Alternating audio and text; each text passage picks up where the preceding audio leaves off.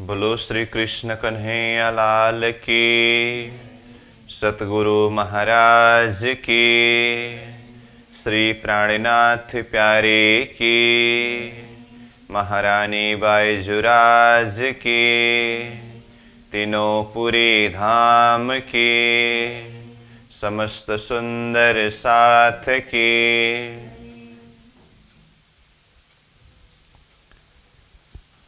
सब संयो मिने सिरदार, अंग याहि के हम सब नार। श्री धाम धनी जी की अर्धांग, सब मिला एक स्वरूप एक अंग। सब मिला एक स्वरूप एक अंग।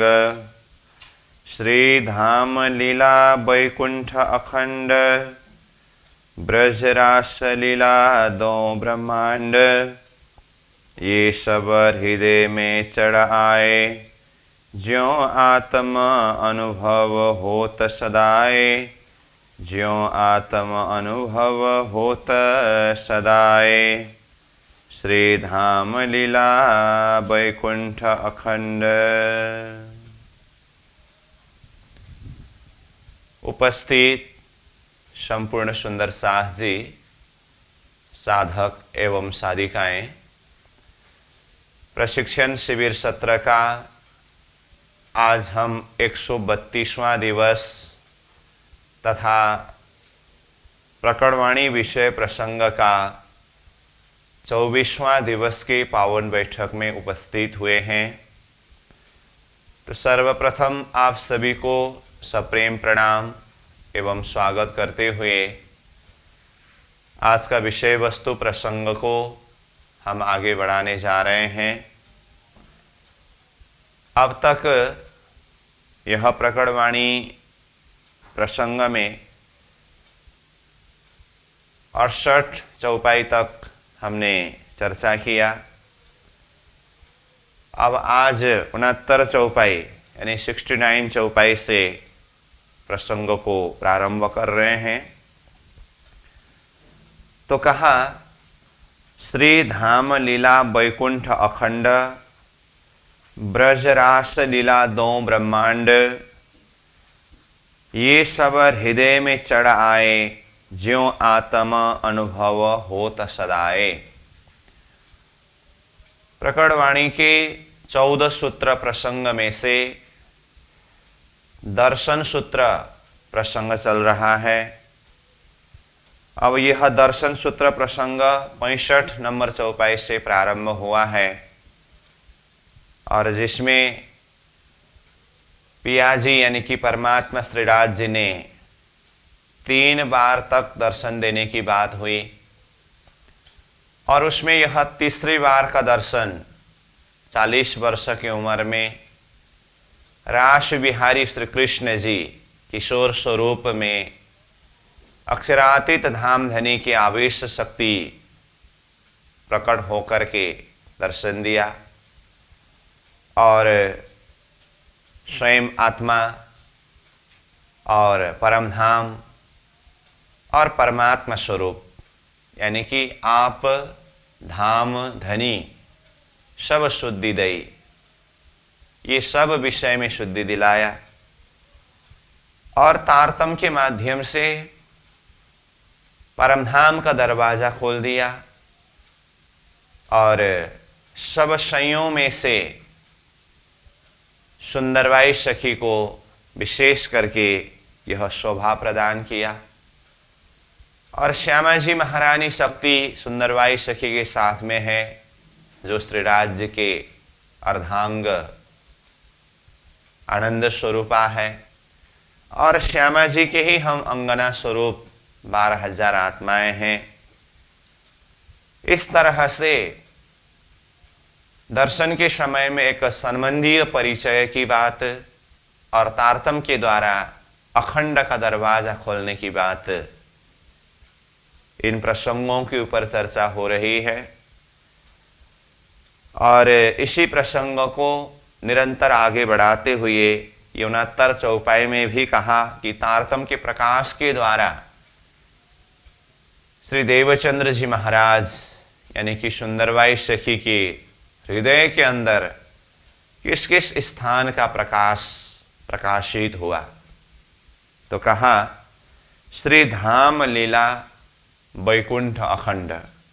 तो तारतम के प्रकाश के द्वारा अथवा स्वयं अक्षरातीत धाम धनी श्रीराज जी हृदय में आकर के विराजमान होने के पश्चात ये परम धाम की लीला उनके अंतर हृदय में प्रकाशित हो रहा है। धाम कहने से वैसे अलग अलग स्थानों में अलग अलग धाम है।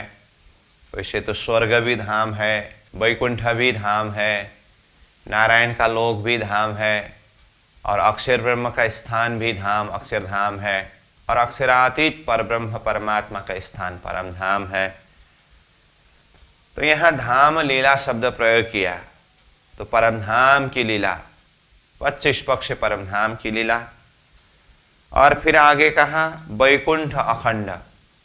अखंड वैकुंठ, जिसे यही प्रकटवाणी के शब्द में पहले आया नित्य वैकुंठ मीने अक्षरा करके। नित्य वैकुंठ यानी कि अखंड वैकुंठ। तो एक तो वैकुंठ है 14 लोक ब्रह्मांड में सबसे ऊपर का लोक, शतलोक में वैकुंठ धाम, लेकिन वो अनित्य है। और दूसरा वैकुंठ है नित्य यानी कि अखंड। तो जिसके लिए हमने पहले भी चर्चा किया, अक्षर ब्रह्म के धाम को नित्य वैकुंठ शब्द अथवा अखंड वैकुंठ शब्द प्रयोग किया है। नित्य वैकुंठ मीने अक्षरा करके कहा ना, तो वही यहाँ पर वैकुंठ अखंड। अखंड वैकुंठ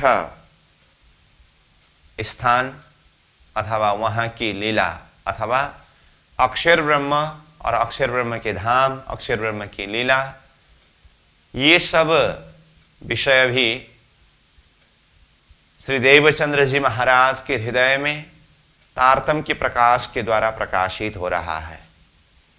तो धाम लीला मतलब 25 पक्ष परम धाम की लीला, साथ में वैकुंठ अखंड अक्षरधाम अथवा अक्षरधाम की लीला। और फिर आगे कहा ब्रज रास लीला दो ब्रह्मांड। ब्रज और रास लीला जो दोनों ब्रह्मांड की लीला है।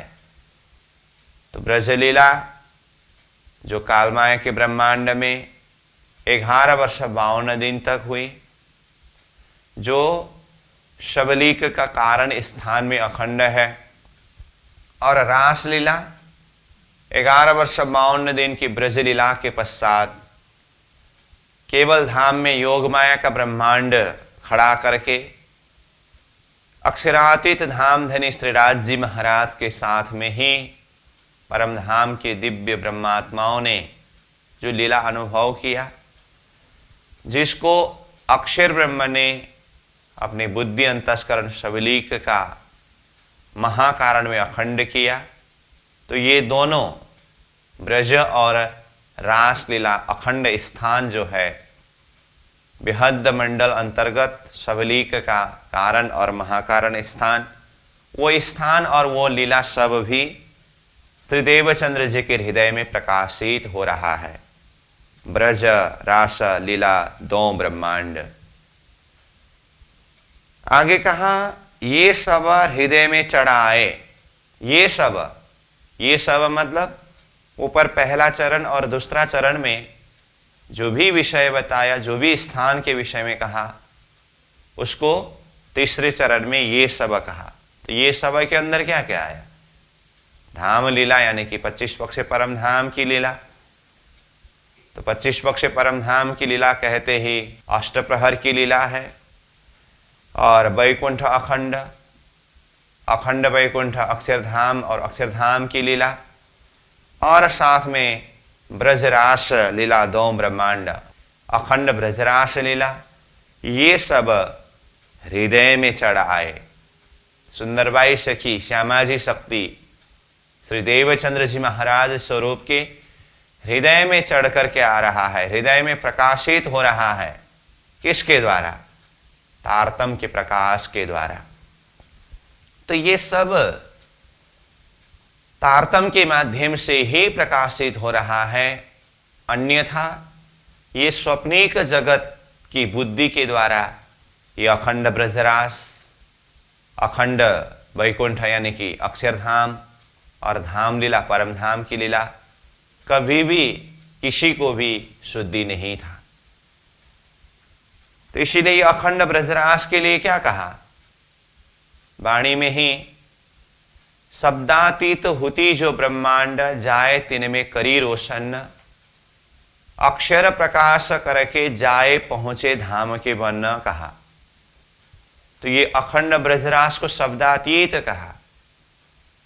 जहां तक ये संसार के स्वप्निक बुद्धि के शब्द नहीं पहुंच सका था, उसको भी तारतम्य ने प्रकाशित किया। और इतना ही नहीं, अक्षर प्रकाश करके तारतम्य ने अक्षर को भी प्रकाशित किया और आगे बढ़ करके जाए पहुंचे धाम के वन, परम धाम 25 पक्ष के अंदर के वन, उपवन, महल, मंदिर सब का प्रकाशित करके ब्रह्मानंद सुख को भी प्रकट किया, अनुभव कराया। इस तरह से महामती प्राज्ञ जी ही अन्य स्थान में तारतम्य के प्रकाश के द्वारा हृदय प्रकाशित होने के विषय में बताते हैं और उसी को यहाँ सार सूत्र रूप में बताया। श्री धाम लीला वैकुंठ अखंड ब्रजरास लीला दो ब्रह्मांड, ये सब हृदय में चढ़ाए। ये सब हृदय में चढ़ रहा है, प्रकाशित हो रहा है, अनुभव हो रहा है, दर्शन हो रहा है। ज्यों आत्म अनुभव होत सदाए, ज्यों जैसे कि अथवा जिसमें कि आत्म अनुभव होत सदाए, सदाए यानी कि सदा नित्य निरंतर आत्मा को अनुभव हो रहा है। तो इस तरह से पूर्ण रूप से अंतर आत्मा में ही अनुभव होकर के ये सारी लीला हृदय में चढ़ रहा है अथवा हृदय अनुभव कर रहे हैं।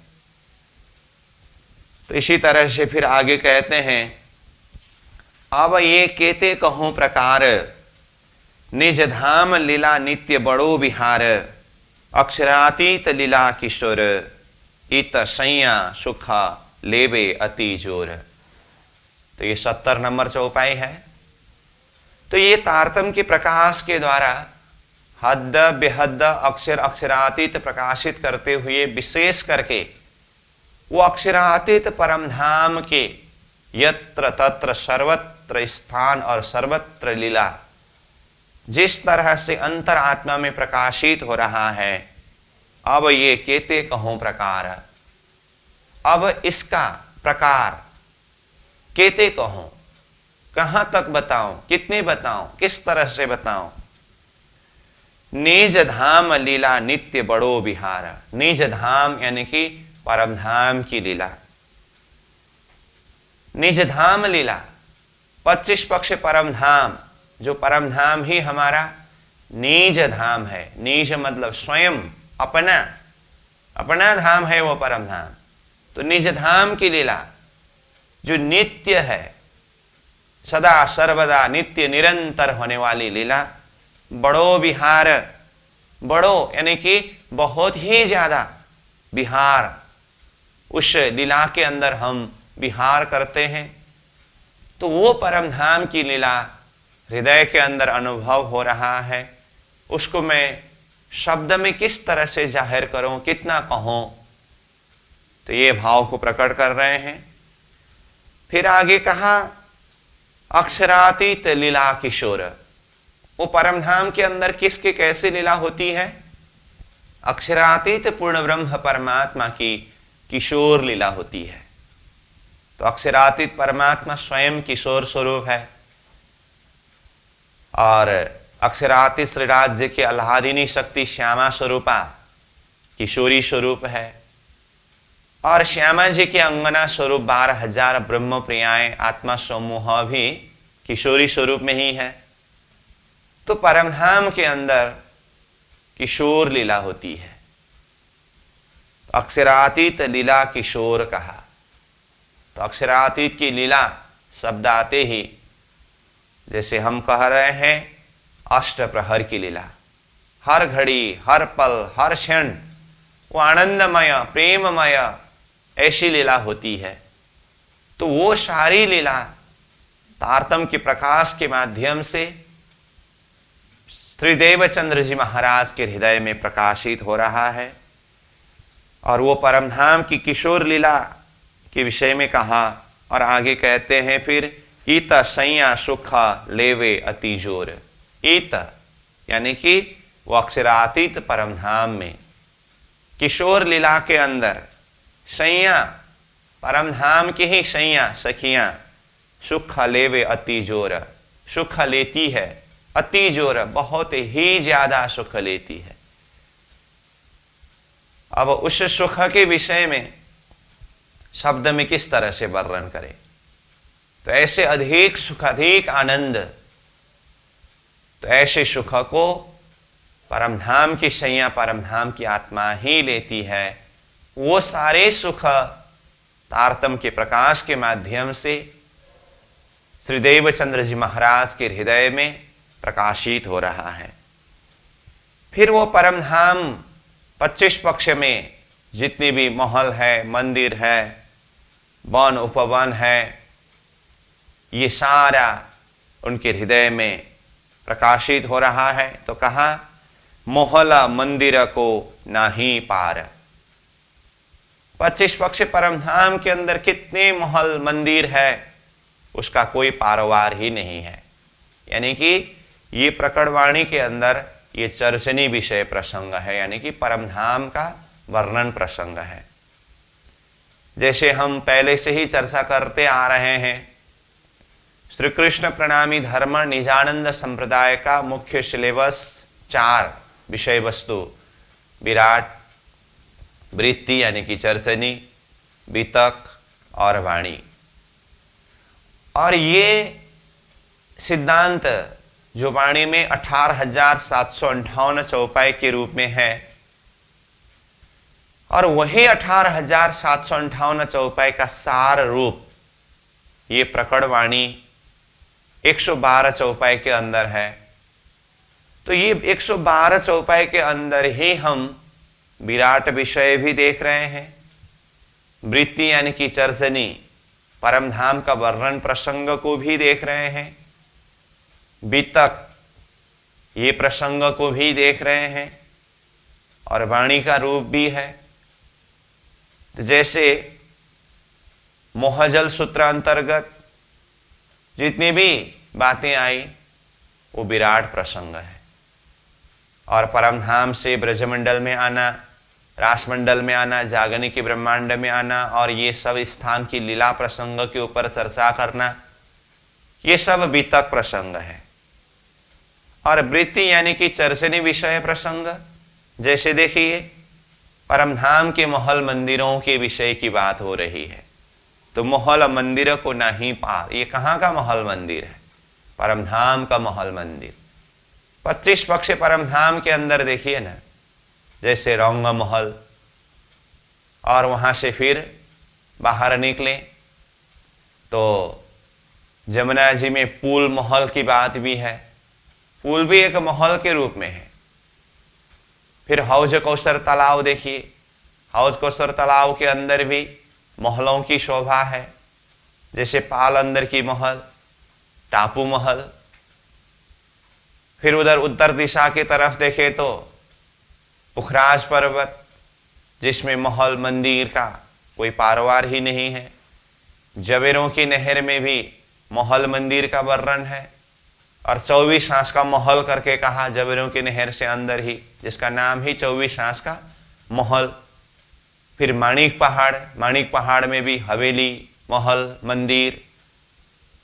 इस तरह से करते करते वन की नहर में भी, वृक्षों के अंदर भी महलों की शोभा का वर्णन है। छोटी रांग, बड़ी रांग में भी महल, मंदिर, इसका कोई पारवार ही नहीं है।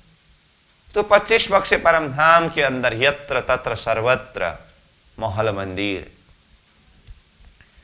तो जिसके लिए यहां सार रूप में कहा महल मंदिर को नहीं पार, उसका कोई पारवार ही नहीं है, शुमार ही नहीं है, हिसाब में वर्णन ही नहीं कर सकते हैं। जैसे रंगमहल का वर्णन प्रारंभ करते हुए शुरुआत में ही क्या कहा है, एक हीरे का अरस है, जाको हास दोषो एक, है हिसाब से बाहर कई हवेलियां, मंदिर चौक अनेक। देखिए तो कई हवेलियां हैं, मंदिर है, चौक है, अनेकों, है हिसाब से बाहर। एक रंगमहल का वर्णन करने के लिए भी हिसाब से बाहर शब्द प्रयोग किया। तो सारा 25 पक्ष परमधाम के अंदर जितने भी हवेली है, महल, मंदिर है, उसको किस तरह से हिसाब में ला करके वर्णन करें। इसलिए यहां सार रूप में कहा, महल मंदिर को नहीं पार, उसका पारवार ही नहीं है, उसको शब्द में हिसाब में ला करके वर्णन करके पार ही नहीं लगा सकते। इसीलिए परमधाम का वर्णन करते हुए प्रारंभ में भूमिकात्मक प्रसंग में ही महामती प्राणनाथ जी कहते हैं, अर्श मता अपार है, दिल में न आवे विनाश मार, ताथे लेऊ बीच हिसाब के, ज्यों रूह करे विचार। अर्श मता यानी कि परमधाम की मता, संपत्ति, वैभव, खजाना अपार है, अपरंपार है, उसका कोई पारवार ही नहीं है। अपार कहने के बाद फिर कहते हैं, दिल में न आवे बिना शुमार, उसको शुमार यानी कि हिसाब में, शब्द में, गिनती में लाए बिना आत्माओं के दिल में यानी कि हृदय में उतरता ही नहीं। ताथे लेओ बिच हिसाब के, इसीलिए मैं वो अपार परमधाम को भी शुमार में यानी कि हिसाब में ला करके कुछ वर्णन करने का प्रयास कर रहा हूं। जो रूह करे विचार, जिसमें कि परमधाम की रूहें, ब्रह्म सृष्टि, ब्रह्म आत्माएं विचार करे, चिंतन करे।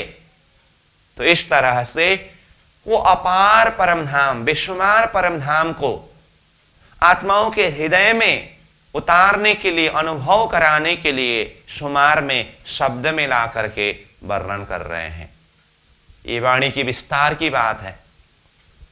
तो उसी को यहां संकेत रूप में बताया, मोहल मंदिर को नाही पार, उसका कोई पारवार ही नहीं है। धाम लीला अति बड़ो विस्तार, और महल मंदिरों के साथ साथ में उस धाम के अंदर जो लीला है, तो लीला के लिए हम बार बार बोल रहे हैं अष्टप्रहर की लीला, जिसके लिए महामती प्राणनाथ जी ने कहा, निश दिन रंग महल में साथ श्यामा जी श्याम, याद करो सुख सब अंगों, जो करते थे आठों जाम। परमधाम के रंग महल में और 25 पक्ष परमधाम में निश दिन, रात्रि दिवस, जो अष्ट प्रहर हम लीला करते थे, उसको याद करो, उसको चिंतन करो करके वही परमधाम की लीला को चिंतन करने के लिए वाणी के माध्यम से निर्देशन दे रहे हैं। तो यहां धाम लीला, परमधाम की लीला अति बड़ो विस्तार करके कहा। अब कहां तक इसको विस्तार करके समझे, इस विस्तारवत लीला को शब्द में वर्णन करके कहां तक समझे। फिर भी महामती प्राणीनाथ जी ने यहां जो धाम लीला अति बड़ो विस्तार करके परमधाम की विस्तारवत लीला के विषय में संकेत किया है, इसको परिक्रमा ग्रंथ में धाम की विरत करके अष्ट प्रहर की लीला प्रसंग के ऊपर भी चर्चा किया है। वहां से हम और विस्तृत रूप से समझ सकते हैं। तो यहां सार रूप में कहा, धाम की लीला अत्यंत ही बड़ो यानी कि विशाल है, महत्वपूर्ण है, विस्तार सहा है। इन लीला की कहूं ना खबर, इन लीला यानी कि ये 25 पक्ष परमधाम की लीला, और साथ में चाहे हम अक्षरधाम की लीला को देखिए, चाहे जो पहले आया हुआ शब्द के हिसाब से देखें तो अखंड ब्रजरास लीला देखें, ये सब लीला हम ले सकते हैं इसमें। तो यहाँ धाम की लीला प्रसंग चल रहे हैं, तो मुख्य रूप में परमधाम की लीला। तो इन लीला की कहूं ना खबर, किसी को भी इस लीला के विषय में कोई खबर शुद्धि अब तक नहीं था। अब तक मतलब अभी प्रसंग क्या चल रहा है? श्री देवचंद्र जी महाराज को अक्षरातीत पूर्ण ब्रह्म परमात्मा श्रीराज जी ने दर्शन दे करके तारतम बीज मंत्र प्रदान करके स्वयं वो आवेश शक्ति हृदय के अंदर विराजमान होने के पश्चात तारतम के माध्यम से हृदय में ये सारे स्थान और ये सारी लीला प्रकाशित हो रहा है, अनुभव हो रहा है। तो इससे पहले इस लीला की किसी को भी खबर शुद्धि नहीं था। आज लगे आज तक बिना इन घर यानी कि इस घर के परमधाम के ही संबंधी आत्माओं के बिना इस परमधाम के अंदर की लीला के विषय में किसी को भी शुद्धि नहीं थी। अब यहां शब्द आया आज लग बिना इन घर। आज तक इस घर के आत्माओं के अलावा बाकी किसी को भी शुद्धि नहीं थी। तो इसको हम परमधाम के अंदर ही रह करके चिंतन करें, देखें तो परमधाम में रहते समय हम आत्माएं परमधाम की प्रेम में, परमधाम की लीला में, परमधाम के आनंद में मदमस्त थे। हम आत्माएं तो जानते थे, परंतु आत्माओं के अलावा बाकी कोई भी नहीं जानते थे। इसका मतलब हमने सृष्टि उत्पत्ति के कारण प्रसंग में ही विषय वस्तु प्रसंग में चर्चा करके आए कि ये परमधाम के अंदर की लीला स्वयं अक्षर ब्रह्म भी नहीं जानते थे। इसलिए कहा ना, अक्षरातीत के महल में प्रेम इश्क बरतत, सो शुद्ध अक्षर को नहीं कीन बीध केल करत। तो जो अखंड परमधाम की लीला स्वयं अक्षर ब्रह्म को भी शुद्धि नहीं है, जागृत के अंदर ही। और जैसे ही ये स्वप्निक सृष्टि जगत की उत्पत्ति हुई, अब जागृत में ही जो अक्षर ब्रह्म को परमधाम की लीला शुद्धि नहीं है, तो उनके सपना का स्वरूप आदिनारायण क्षर पुरुष को स्वप्निक बुद्धि के द्वारा कैसे शुद्धि हो। और आदिनारायण ने एक होम बहुश्याम कहने पर जो जीव सृष्टि विस्तार हुए, उन जीव को कहां से शुद्धि हो। इसीलिए ये परमधाम की अखंड लीला के विषय में किसी को भी शुद्धि नहीं रहा। तो कहा आज लगे बिना इन घर। इस घर के आत्माओं के बिना किसी को भी इन लीला की खबर नहीं हुई। तो यहां परमधाम की आत्माओं को ये लीला की शुद्धि हुई अथवा है, ये संकेत दिखाई दे रहा है। क्योंकि आज तक परमधाम की आत्मा यानी कि इन घर के आत्माओं के अलावा बाकी किसी को भी शुद्धि नहीं रही, ये शब्द प्रयोग किया। तो इसका मतलब परमधाम की आत्माओं को शुद्धि है। अब इसमें भी हम जरा सा चिंतन करें तो अन्य प्रसंगों के द्वारा जो विषय वस्तु के ऊपर चर्चा किया है, उसके द्वारा भी हम जानते हैं कि परमधाम के अंदर ही होते समय जो अक्षर को भी शुद्धि नहीं है, उस परमधाम की लीला के अंदर हम स्वयं आत्मा ही आनंद विहार कर रहे हैं। तो उस अर्थ में हमें शुद्धि है, ये भाव तो यहां पर जाहिर हुआ। लेकिन उस शुद्धि की भी दर्जा को अगर देखें तो परमधाम के अंदर की जो गुह्य लीला, जिसके वास्तविक सुख, वास्तविक आनंद जो है, उस गहराई को हम आत्माओं ने भी समझ नहीं सका। इसीलिए कहा न, रूहे बेनियाज थी बीच बक्का 12,000, जाने न आप अरस की साहेबियां अपार। वैसे के हिसाब से देखते समय परमधाम की लीला हम आत्माएं जानते थे, फिर भी श्रीराज जी के हृदय के अंदर जितनी समझ है और आत्माओं को जिस गहराई से वो समझ देना चाहते थे श्री राज जी महाराज, उस गहराई से हमें शुद्धि न होने के कारण ही ये स्वप्निक जगत सृष्टि जगन्नाटक को दिखाना पड़ा। और जैसे हम आत्माएं ये संसार में आए, तो संसार में आते ही वो परमधाम के विषय में कुछ शुद्धि नहीं रहा।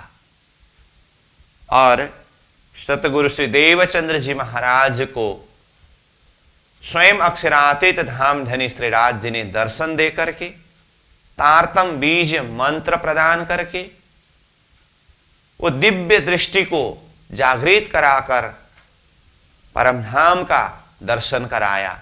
उसके बाद ही ब्रह्म सृष्टि यानी कि परमधाम की आत्मा को भी ये परमधाम की लीला अनुभव होने लगे अथवा परमधाम का दर्शन हुआ। उससे पहले यह ज्ञान रूपी फरामोशी के पर्दा के अंदर तो ब्रह्म सृष्टि को भी शुद्धि नहीं थी। तो अब सदगुरु श्री देवचंद्र जी महाराज जो सुंदरबाई सखी के माध्यम से तारतम के द्वारा ब्रह्म सृष्टियों को ये परमधाम की शुद्धि दिला रहे हैं, परमधाम की लीला चिंतन कर रहे हैं, तो उस हिसाब से देखे तो परमधाम की आत्मा को तो शुद्धि हुई। उनके अलावा बाकी किसी को भी ये परमधाम अथवा परमधाम की लीला के विषय में कुछ शुद्धि नहीं रहा। इसीलिए यहां बताया, इन लीला की कहूं ना खबर, आज लगे बिना इन घर। फिर आगे अब 72 नंबर चौपाई में कहते हैं, ब्रह्म सृष्टि बिना न जाने कोय, ये सृष्टि ब्रह्म थे न्यारी न होए, सो नीद ब्रह्म सृष्टि ल्याया इत, ना तो ये लीला दुनिया में कित। ब्रह्म सृष्टि बिना न जाने कोई, ब्रह्म सृष्टियों के अलावा बाकी कोई भी नहीं जान सकते हैं। किस विषय में? जिस विषय में आगे चर्चा हो रही थी, परमधाम के विषय में, परमधाम की लीला विषय में, अथवा ये तारतम्य ने जितने भी विषय के ऊपर प्रकाशित किया है, ये सारी बातें ब्रह्म सृष्टि के अलावा बाकी कोई भी नहीं जान सकते हैं। विशेष करके यहां परमधाम की लीला के लिए कहा है, तो ब्रह्म सृष्टि बिना न जाने कोई। तो ब्रह्म सृष्टि कौन है? ये तो हम जानते ही हैं। परमधाम के ब्रह्मात्माओं की सुरता जब यहां नारायण सृष्टि में उत्तम जीव में आकर के प्रवेश हुए, खेल देखने के लिए आई है जो, जिन्हें ब्रह्म सृष्टि कहा, तो ये ब्रह्म सृष्टि ही इस परमधाम की लीला को जान सकते हैं, समझ सकते हैं। और ये ब्रह्म सृष्टि के लिए कहा, ये सृष्टि ब्रह्म थे न्यारी न होए। ये सृष्टि मतलब ब्रह्म सृष्टि, ब्रह्म यानी कि परब्रह्म परमात्मा अक्षरातीत धाम धनी से न्यारी न होए, अलग नहीं होते हैं। क्योंकि ये परमात्मा श्रीराज जी के ही अंगना स्वरूप है, जो कभी भी अलग नहीं हो सकते हैं। तो ब्रह्म और ब्रह्म अंगना यानी कि ब्रह्म और ब्रह्म सृष्टि, इनके बीच के संबंध के लिए हमने पहले से ही चर्चा किया। जैसे सागर और लहरें, सागर और लहर कभी अलग होता है? कभी अलग नहीं होता है। इसी तरह से ब्रह्म यानी कि परब्रह्म परमात्मा सागर रूप है, तो ब्रह्म सृष्टि, ब्रह्म प्रिया ब्रह्म अंगनाएं लहर का रूप है, जो कभी अलग नहीं हो सकते हैं। इसलिए ये सृष्टि ब्रह्म थे न्यारी न होए। ये ब्रह्म सृष्टि ब्रह्म से न्यारी अलग कभी नहीं हो सकते हैं। सुनिध ब्रह्म सृष्टि ल्याया इत, सुनिध वो ब्रह्मधाम, ब्रह्मवतन, ब्रह्मलीला की जितनी भी अखंड खजाना नींद है, धन है, उसको ये सृष्टि के बीच में, ये धरती के बीच में किसने ले आए? ब्रह्म सृष्टि ले आइया इत, ब्रह्म सृष्टियों ने ही लाए। दर्शन देने वाला स्वरूप ने तो सुंदरबाई सखी के हृदय में ये सारी बात प्रकाशित की, परंतु ये सारी लीला, ये तारतम्य के प्रकाश को सभी ब्रह्म सृष्टियों के बीच में और सारा सृष्टि जगत के बीच में किसने जाहिर किया?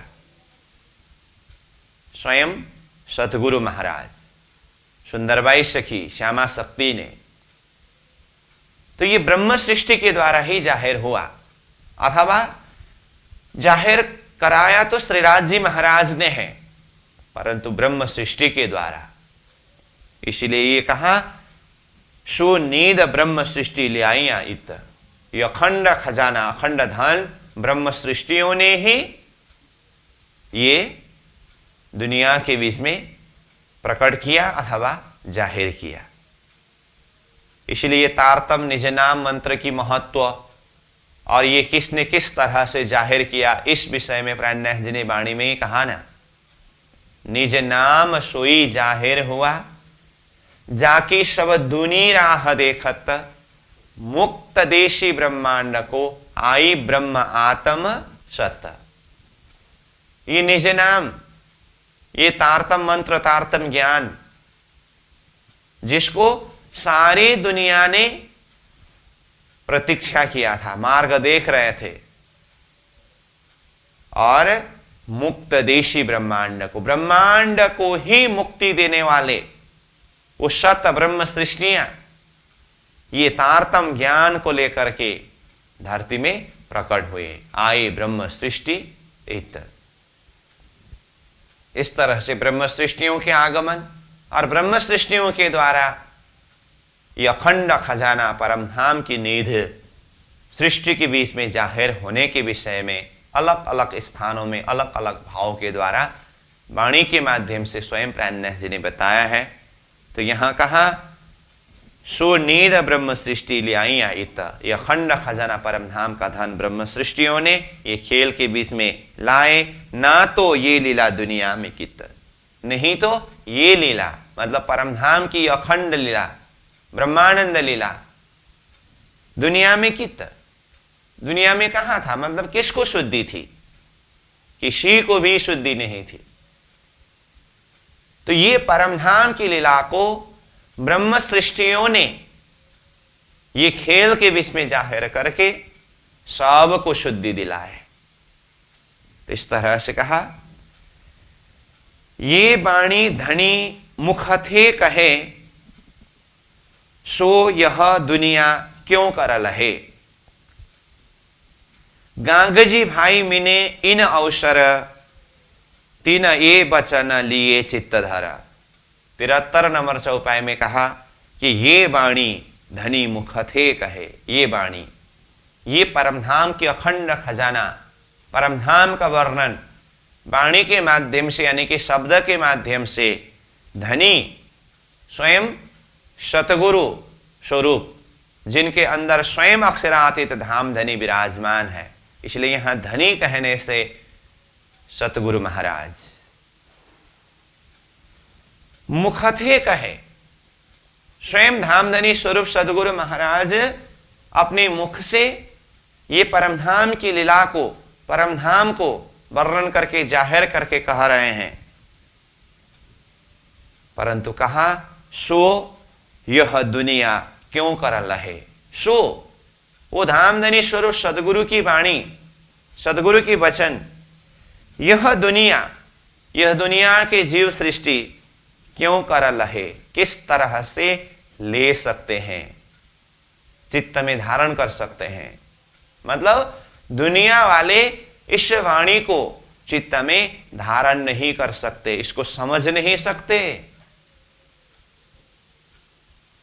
तो सदगुरु महाराज ने अपनी वाणी के माध्यम से, अपने शब्द के माध्यम से जो विषय जाहिर किया, वो परमधाम के अखंड खजाना, वो दुनिया के साधारण जीव कैसे हृदय में धारण कर सकते हैं, पात्रता भी होनी चाहिए। जैसे प्राणनाथ जी ने ही कहा ना, केसरी दूध ना रहे रज मात्र, उत्तम कणक जेम पात्र। केसरी सिंह का दूध सोने का बर्तन में ही रख सकते हैं। ऐसे ही यह अखंड खजाना परम धाम के जो वर्णन है, जो सदगुरु महाराज धामधनी स्वरूप अपने मुखारविंद से जाहिर कर रहे हैं, कह रहे हैं, सो यह दुनिया क्यों कर लहे। दुनिया वाला इसको किस तरह से ले सकते हैं। तो अब ये अखंड वाणी, परमधाम की वाणी किसने अपने हृदय में धारण किया, तो किसने श्रवण किया। तो इस विषय में कहा, गांग जी भाई मिने इन अवसर। गांग जी भाई ने इस अवसर को लाभ लिया। गांग जी भाई के लिए यह अवसर हुआ। तो गांग जी भाई कौन है, तो यह हम वित्त के माध्यम से ही श्रवण करते हैं। श्री देवचंद्र जी महाराज जामनगर के भूमि में ही 14 वर्ष जो श्याम जी के मंदिर में कांजी भट्ट जी के द्वारा श्रीमद् भागवत श्रवण करने के लिए जाते थे, जो प्रसंग हमने पहले से चर्चा करके आए। तो उसी स्थान में समय समय में जामनगर के ही एक नगर सेठ, जिसका नाम गांगजी भाई था, वो भी भागवत कथा श्रवण करने के लिए जाते थे।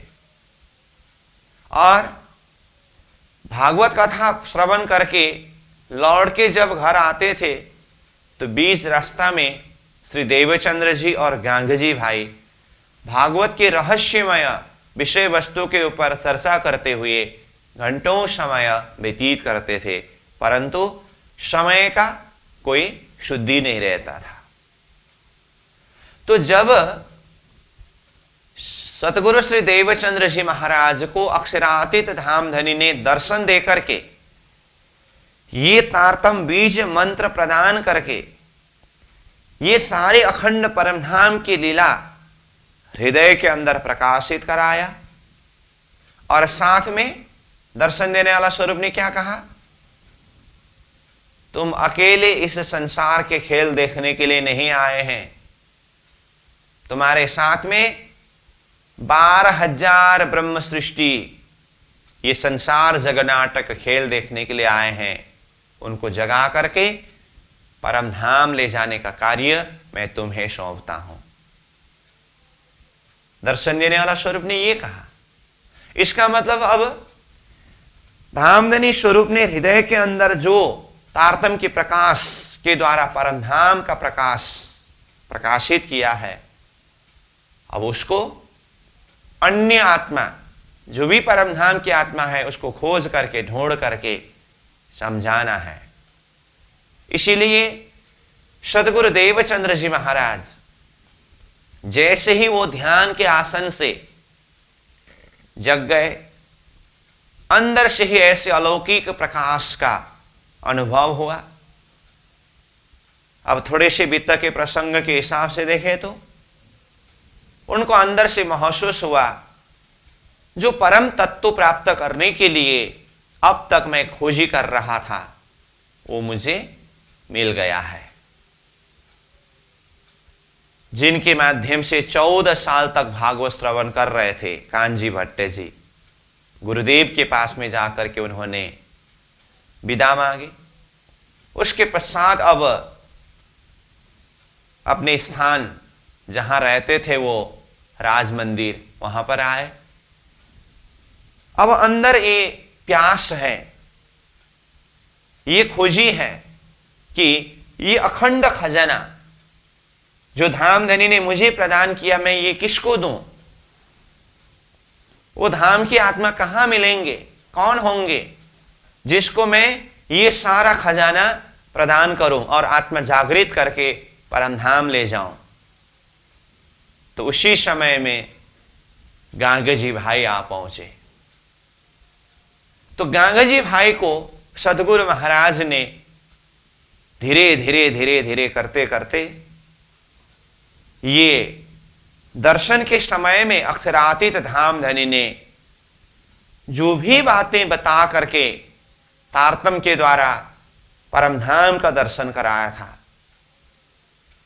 वो परमधाम के विषय में, परमधाम की लीला के विषय में समझाने लगे। ये तारतम्य के विषय वस्तु को सर्वप्रथम गांगजी भाई ने श्रवण किया। इसीलिए यहां कहा दुनिया वाले तो इसको किस तरह से ले सकते हैं, किस तरह से समझ सकते हैं, तो कहा गांगजी भाई मिने इन अवसर। गांगजी भाई में यह अवसर प्राप्त हुआ, मतलब गांगजी भाई इस बात को श्रवण करने लगे। तीन ये वचन लिए चित्त धरा। तीन गांगजी भाई ने ये वचन, इस वचन को, सदगुरु के वचन को चित्त में धारण किया, श्रवण किया। और फिर कहते हैं आगे, कर विचार पूछे वचन नीके अर्थ लिए जो इन, जब समझाई पार की बान, तब धनी की भई पहचान।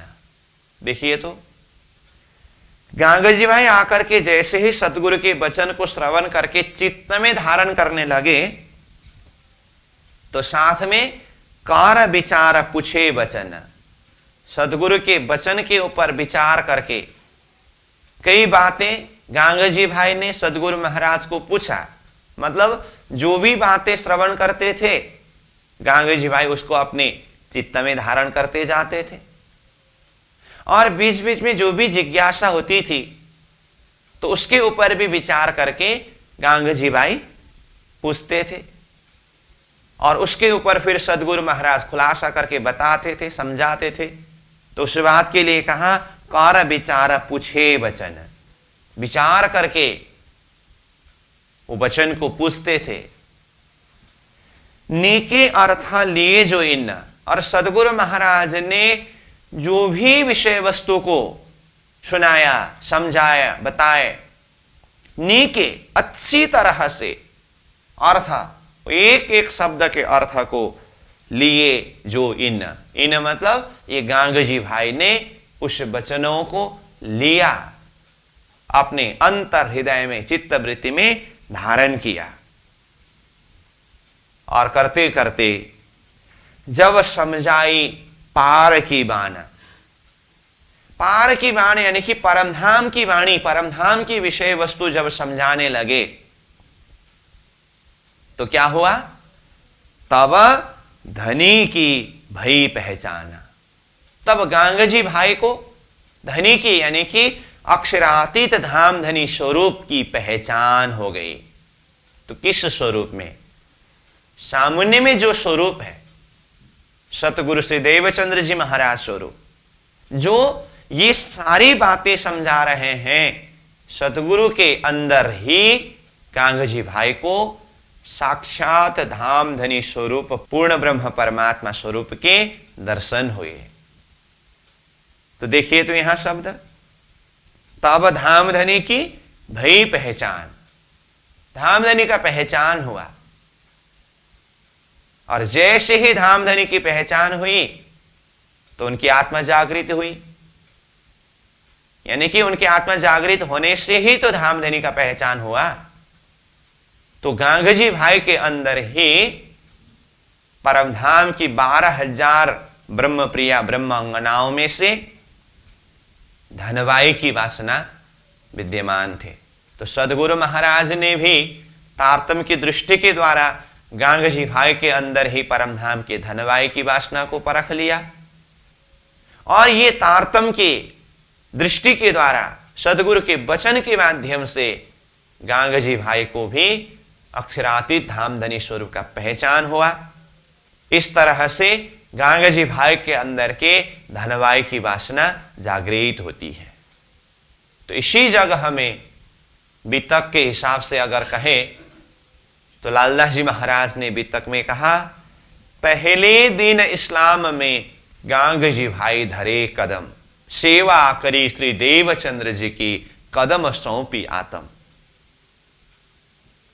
तो सदगुरु महाराज के द्वारा स्थापित ये महान धर्म सिद्धांत, जो परमधाम का लक्ष्य प्रदान करने वाले ये सिद्धांत, ये मार्ग में, ये धर्म में सर्वप्रथम कौन प्रवेश हुए?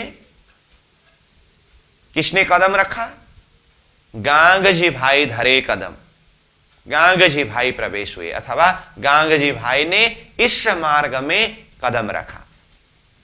इस मार्ग मतलब ये तारतम का मार्ग, अक्षरातीत परमधाम तक पहुंचने का मार्ग, परदशदा प्रेम लक्षणा भक्ति का मार्ग, जिसमें सर्वप्रथम गांगजी भाई ने कदम धरा और सेवा करी श्री देवचंद्र जी की। सदगुरु श्री देवचंद्र जी महाराज की सेवा की, कदम सौंपी आत्म, अपने आत्मा को सदगुरु के चरण में समर्पित कर दिया। क्यों? क्योंकि उनको धाम धनी स्वरूप का पहचान हुआ। तब धनी की भई पहचान, सदगुरु ही धाम धनी स्वरूप है, उनको ये पहचान हुआ। और पहचान होने के बाद क्या किया? अपने घरों लिए बुलाए, अपने घर में बुला लिया। क्यों? राज मंदिर, सदगुरु देवचंद्र जी महाराज जिस घर में रहते थे वहीं पर रह करके चर्चा करने लगे। गांगजी भाई की जागनी उसी स्थान में हुआ। अब धीरे धीरे धीरे धीरे करते करते सदगुरु की चर्चा की, विषय की बातें इधर उधर फैलने लगे। 1 से 2, 2 से 3 करते करते श्रोताओं की भीड़ बढ़ रहे हैं। अब एक तो जगह भी थोड़ा सा वहां कम पड़ रहा है। अब गांगजी भाई कहा ना नगर सेठ है, और ऐसे महान आत्मा जागृत हुए तो गांगजी भाई ने समझा अब वैसे भी यहां जगह भी कम पड़ रहा है, और दूसरी बात सदगुरु स्वरूप को ही मैंने धामधनी स्वरूप के रूप में पहचान किया हो, तो अब पूर्ण रूप से सदगुरु की सेवा करनी होगी। तो अपने घर में ही सदगुरु स्वरूप को पधरावनी करके, अपने घर को ही मंदिर बना करके सदगुरु की सेवा करो, ऐसे भाव को जागृत करके गांगजी भाई ने सदगुरु को ही अपने घर में बुला लिए, अपने घरों लिए बुलाए, घर में ला करके पधरावनी किया और सेवा करी बहुत चित्त लाए। गांगजी भाई स्वयं सदगुरु महाराज की सेवा कर रहे हैं, और सेवा किस भाव से कर रहे हैं? कहा बहुत चित्त लाए, बहुत ही चित्त लगा करके, भाव से, हृदय से, पूर्ण रूप से समर्पित होकर के। कहा ना सेवा करे श्री देवचंद्र जी की, कदम सौंपी आत्मा। ये कदम सौंपी मतलब क्या है? पूर्ण शरणागति, पूर्ण समर्पण। सेवा करी बहुत चित्त लाए, चित्त वृत्ति से ही सेवा किया। तो सेवा करना ही कोई बड़ी बात नहीं है, लेकिन उसमें चित्त एकाग्र होना, भाव के बिना, वो चित्त वृत्ति को एकाग्र किए बिना जो करते हैं वो सिर्फ एक कार्य अथवा एक कर्म होता है। उसी में जब भाव जुड़ जाता है, चित्त वृत्ति जब जुड़ जाता है, वही सेवा रूप हो जाता है। तो गांगजी भाई ने सदगुरु स्वरूप को अपने घर में पधरावनी किया, जो आज भी हम चाकला मंदिर के नाम से जिस मंदिर का दर्शन करते हैं जामनगर में, वो चाकला मंदिर गांगजी भाई का घर है। जब सदगुरु महाराज की पधरावनी हुई, अब वो सिर्फ एक नगर सेठ का घर ही नहीं हुआ, वो एक मंदिर हुआ।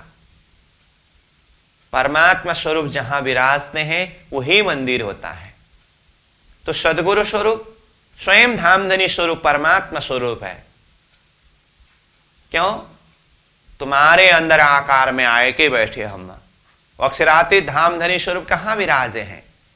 सतगुरु श्री देवचंद्र जी के हृदय के अंदर। तो सदगुरु स्वरूप ही परमात्मा स्वरूप है। गुरु साक्षात परम ब्रह्म, साक्षात परब्रह्म परमात्मा स्वरूप सदगुरु स्वरूप जिस स्थान में विराजे हैं गांगजी भाई के घर में, वो स्थान ही मंदिर हुआ। और गांगजी भाई पूर्ण रूप से चित्त लगा करके सदगुरु की सेवा कर रहे हैं। अब बाकी किस किस ने किस किस तरह से सेवा किए, किस किस के कैसे कैसे भाव थे, ये सारे विस्तृत प्रसंग तो हम वितक के माध्यम से ही श्रवण करते हैं। तो यहाँ सार रूप में प्रकटवाणी की चौपाई प्रसंग खुलासा कर रहे हैं। तो कहा अपने घरों लिए बुलाए, सेवा करी बहुत चित्त लाए, स्नेह सो सेवा करी जो घड़ी। देखिए और जोड़ दे करके कह रहे हैं, जबकि ऊपर ही कहा सेवा करी बहुत चित्त लाए, चित्त से बहुत भाव से सेवा की करके। अब उसके ऊपर फिर तीसरे नंबर चौपाई में कहा स्नेह सो सेवा करी जो घड़ी। स्नेह सो मतलब प्रेम से, तो सेवा में प्रेम भाव होनी चाहिए, ये भाव दिखाई दे रहा है। स्नेह सो सेवा करी, प्रेम से भाव से सेवा किया, जो घनी। घनी मतलब बहुत ही ज्यादा सेवा किया। किस भाव से क्यों सेवा किया? पहचान के अपना धाम धनी। किस स्वरूप में पहचान करके सेवा किया? धाम धनी स्वरूप में पहचान करके। इसलिए पहले ही कहा ना ऊपर, तब धनी जी की भई पहचान करके, धनी जी की पहचान हुई। और धनी जी की पहचान भी ऐसे ही नहीं हुआ है, जब समझाई पार की बाण। जब वो पार की बाण, परम धाम की वाणी सदगुरु महाराज ने सुनाया, समझाया, तब जाकर के धनी जी की पहचान हुई है। तो उसी को यहां पहचान के अपना धाम धनी शब्द प्रयोग किया, अपने धाम धनी स्वरूप को पहचान करके सेवा किया। तो इसमें पहले तो धाम धनी की पहचान, जब समझाई पार की वाणी, यानी कि पार की वाणी सुनने से, वो पार की वाणी समझने से धाम धनी की पहचान हुई। इसका अर्थ क्या है? पहचान के लिए वो वाणी को श्रवण करना होगा, वो असली पहचान होता है। और जैसे ही वो वाणी के माध्यम से पहचान किया, तो अब सेवा स्नेह के साथ में, यानी कि प्रेम के साथ में, भावना के साथ में, चित्त वृत्ति से पूर्ण रूप से समर्पित होकर के सेवा कर रहे हैं। तो यहां ज्ञान चर्चा श्रवण करने कराने की विषय के भी महत्व उतनी ही गहराई से बता रहे हैं, क्योंकि ज्ञान चर्चा श्रवण किए बिना उस स्वरूप का पहचान नहीं होता है। और दूसरी तरफ स्वरूप की पहचान होने के बाद, अथवा धाम धनी की पहचान होने के बाद, एक आत्मा का कर्तव्य क्या है? स्नेह सो, प्रेम से, भाव से सेवा करना। इसीलिए कहा तुम दुल्हा मैं दुल्हन और न जानो बात। ये संबंधीय पहचान है। तुम दुल्हा, आप मेरे आत्मा के पति, आत्मा के मालिक हो। मैं दुल्हन, मैं आपकी दुल्हन अंगना हूं। और न जानो बात, इसके अलावा मां की मैं कुछ नहीं जानती। ये पहचान, ये संबंध का गहराई है। अब ये संबंध की गहराई अथवा ये पहचान होने के बाद ये आत्मा का भाव क्या है? इसी चौपाई में आगे कहा इश्क सो सेवा करो सब अंगों साक्षात।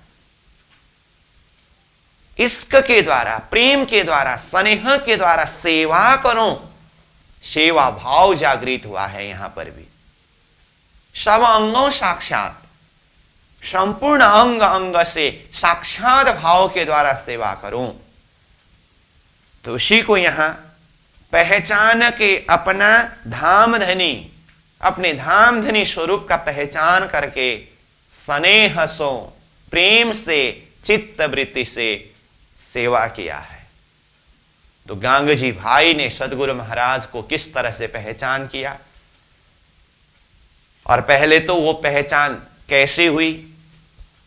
जब समझाई पार की बाण, और पहचान होने के बाद अपने घर में बुलाए, चित्त भाव से सेवा किए, तो ये भाव के ऊपर यहाँ चर्चा हो रही है।